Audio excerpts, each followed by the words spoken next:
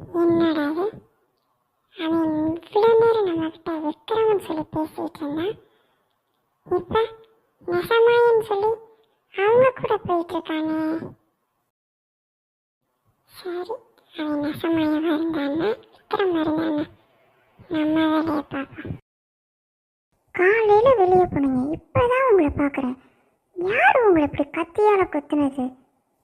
உங்களை இப்படி ரத்தத்தில் பார்க்கவும் எனக்கு எவ்வளோ பயமாயிருச்சு தெரியுமா? உங்களை இப்படி கத்தியால் குத்துனது யாருன்னு உங்களுக்கு கண்டிப்பாக தெரிஞ்சிருக்கும். தயவு செஞ்சு என்கிட்ட யாருன்னு சொல்லுங்க. இல்லை இல்லை, எனக்கு கொஞ்சம் டயர்டாக இருக்குது, போய் ரெஸ்ட் எடுக்கணும், தூங்கினா சரியாயிரும். உங்களுக்கு என்னாச்சு? ஏன் இப்படிலாம் நடந்துக்கிறீங்க?